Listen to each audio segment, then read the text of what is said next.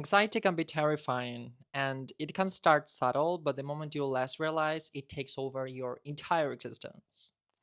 Hey there, I'm Steven, and today I'm sharing my story with anxiety. It all started at the early age of 5 years old after I underwent my first surgery, in which I started having tics in my eyes. I had this urge to blink fast and repeatedly all the time. And that was raising concerns around my family members. They would be like, "What the heck is going on with you?" And even if I was a kid and I really had no clue what was actually happening, I could tell that there was something wrong because I would feel restless. I would feel nervous. And at some point, I was like, aren't I a little bit too young to feel so restless?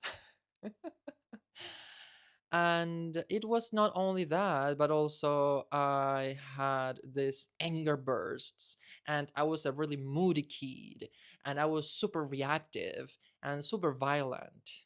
I did karate for pretty much the whole primary school. I also engaged in tennis and I also engaged in swimming. So I was really active, and I think that that was the way for my parents to try to help me let off some steam. I also started binge eating at a really early age. I would eat big amounts of unhealthy food in a really crazy way. I used to eat really, really fast and as if I was trying to fill some type of void. 100% I was not aware of what was happening because, again, I was just a kid. However, that was also raising concerns around my family members. And my mom was like, "Why are you eating like that?" And I was like, "I don't know, but give me more." So the years went by, I was still a kid, and I used to be a really creative kid. Well, that part of me still is in me. I have fortunately been able to reconnect with it not so long ago. I would be drawing all day, I would be designing clothes, painting and such, doing my handicrafts. But at some point, that little kid decided to close all those books, throw everything away. I quit sports and I started to isolate myself. Why? Because at the age of 11 years old, my mom passed away. And that was indeed a big turning point in my life because I was really close to her. Mind you, I'm the youngest from five siblings. So at the bare minimum, I was super spoiled and I was super close to my mom. And that experience happened so fast and so sudden that I just couldn't make sense of it. It was really unexpected for me. I really had no clue what was actually happening with my mom because my father wouldn't tell me in order to protect me from it, which now I understand where he was coming from. But that set the trail for some interesting situations with my dad later on, which I can explain more in details on another video. Today, I want to focus on anxiety and how anxiety shaped my life and my whole existence. Because after my mom passed away, the symptoms that I was already experiencing beforehand started to intensify. I would feel restless all the time. I would be tense. I would be angry. I would be irritable. My mood would be swinging all the time. I was really grumpy. And not only that, but I remember that I used to love studying when I was a kid. Like, I would know pretty much all the capitals of the word and the flags and such.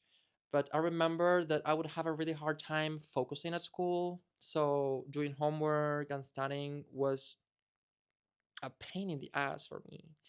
And that started to be reflected in my grades, which also started to compromise my sense of self value and my self esteem.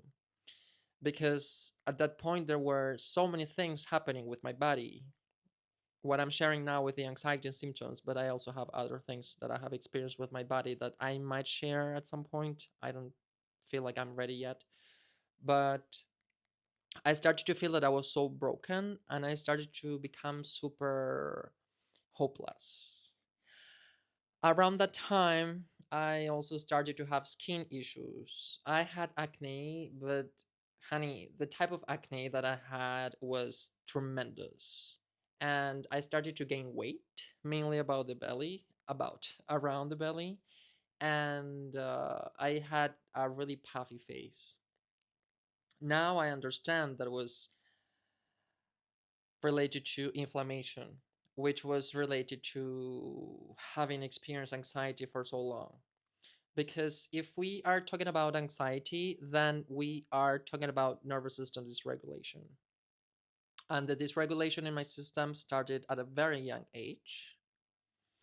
So when your nervous system is dysregulated for too long, many things start to go wrong. I had really no clue what was actually happening with me because I had zero idea about what now I know about the nervous system, anxiety, and trauma. Because I understand that trauma can sound like a big word, but trauma is a fact of life. And the fact that I had anxiety was related to nervous system dysregulation. And if the nervous system is dysregulated, it's because normally something has happened that your nervous system didn't have the chance to metabolize, to integrate, and that is the trauma. So it's not so much the experience itself, it's what was experienced in your body and whether your brains and your nerves had the chance to metabolize that. So circling back to my story with anxiety, there was a point in which I started to shut down because clearly I was going through a lot, and it's not a surprise that I started smoking tobacco and drinking alcohol at the early age of 11 because it pretty much happened right after my mom passed away. Pretty much there was a lot going on, and there was too little co-regulation for my father, and there was no room for me to feel my emotions. I was not allowed to cry, and at some point I just learned to swallow it all. So I started to become disconnected from life. Even if I was too young, I could still observe that there was something wrong with me in the sense that I had no capacity to feel happiness, to feel joy, to feel gratitude. Even if something beautiful was happening, I felt like nothing. And around the time I was 15 is when I started to propose my friends to try weed. And at that time, I would only be out on the streets if it was for drinking, um, or going out like crazy. I actually started going out when I was 12 years old, which is crazy. No, I'm lying. I was actually 11. So clearly my 11s were quite chaotic for me. So continuing with the story, um, at that time when I was a teen, I was going to high school. I remember that I would struggle to wake up. I would feel sleepy all morning in school, and then I would just go home and I would eat for the first time because I wouldn't eat much during the morning. I wouldn't feel hungry, so I would eat in big quantities for lunch, and then I would just go to sleep, taking a nap, and then I would wake up. I would eat again until I felt sick, and then I would go to bed, struggle to fall asleep. I would eventually fall asleep. I would wake up at night, and then I would wake up tired to start the day off. Now that I see all of this, it makes a lot of sense that then I ended up having such tremendous consequences of nervous system dysregulation and anxiety, which I will dive deeper into that in other videos because it involves autoimmune diseases and drugs abuse and such. But basically, when I tried weed, I started to feel like, okay, this is actually nice. it is no surprise whatsoever that I got so hooked with weed, because weed would give me this sense of calm, and also it would make me laugh, which is something that naturally wouldn't really happen. Not so long after, I started smoking weed at home on my own because I would spend lots of time alone at home. So weed became a big company.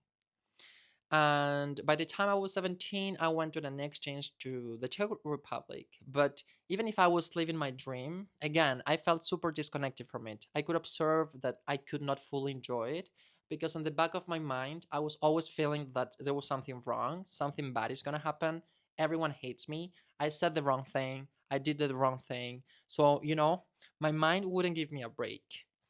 And the weed consumption became worse, and also the alcohol consumption and the tobacco consumption. And now I understand that that's how my nervous system was trying to cope with all it had been carrying up to that point. And all the symptoms that I had as a kid, they got worse, way worse. Even if I was getting ready to experience something beautiful, I was tense, I was nervous, I was, like I was having tics like crazy. Right after my mom passed away, I had this knot in my throat and I had to gasp to get uh, a little bit of breath. I would be like, and then I had this tics in around my eyes, and I would also like do something with my ears.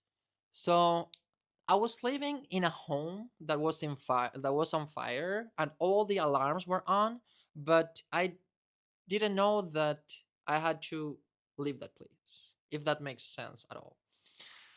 Basically, I was living with so much tension inside that my nervous system started to not be able to function properly.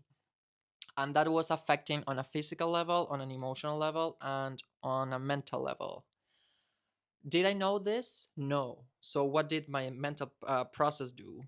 I started to think it was all on me. I started to think that there was something wrong with me. I started to think that I was broken. But little did I know that that was only a consequence of nervous system dysregulation. Because I work a lot with anxiety. Anxiety has fucked me so much that now I made it my profession. So nowadays I'm a somatic coach and I help people manage anxiety and recover from it. But it's really important that we all know that if we're dealing with anxiety is because there's a nervous system dysregulation. And if there's nervous system dysregulation, there's a suppressed emotion, or many of them, like in my case, underneath. So what I'm sharing here, it's because I have suffered so much from anxiety that I'm pretty sure I can empathize with you and I can really understand you. And I wish I had known back then, I wish I had heard somewhere that all the symptoms that I felt trapped by were not my fault. And they were not my body's fault either.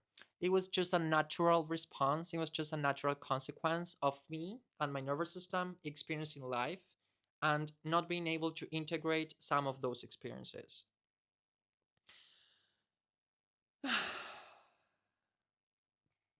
If you're dealing with anxiety, I really hope that this message gets to you.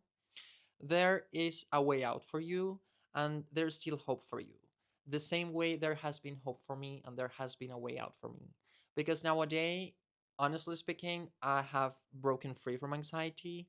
All the symptoms that I have mentioned have diminished, they have melted away, and now I'm experiencing a whole different reality thanks to all the journey that I have had along with my nervous system. If you're dealing with anxiety, you don't need to do more mindset work. You need to learn to talk to your nervous system, because somatic work really opens up the possibility for your nervous system to integrate your life stories and the emotions that came with it. And the more you allow your brain and your nerves to metabolize that, the more you will be able to re-engage in this life in a different way, in a more meaningful way, and in a more real way as well. if you're dealing with nervous system dysregulation and if you know that you have trauma, you don't really need to start from there precisely. I would actually suggest you starting from nervous system regulations through super simple exercises, which you can do from the comfort of your bed. Because let me tell you, I spent years of my life in bed. I would only get out of it to go out and do drugs. I will talk more about my relationship with drugs in another video. The really powerful thing about somatics is that it's super simple, it's super unambitious, and it's super achievable because it doesn't take long. It does take consistency and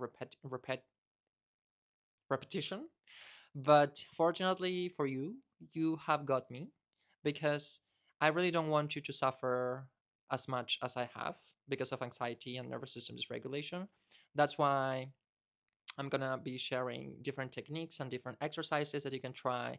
And I'm also gonna be sharing more insights and more of my experience because most likely you will resonate with it, at least to a certain extent. So I'm not really sharing my story because, oh, you listen to me. No, it's because maybe through my story, you feel seen, and feeling seen makes you feel that there's also a possibility for you and that you're not broken. So I really, really hope from the depth of my heart that this video enlightens some hope in you because there's a way out. As I said before, the same way there has been a way out for me. I have shared a little bit of my story with anxiety. 100% there is more to it, but I'd rather break it down. So if you want to keep on learning more with me about nervous system regulation and how to manage and recover from anxiety, make sure to subscribe because I'm on a mission here. I really want people to not suffer as much as I have because if I had known all of this, I would have saved at least some good 8 years of dragging myself through life with all the things that my body was carrying. Thank you very much again for being here. I will see you the next time.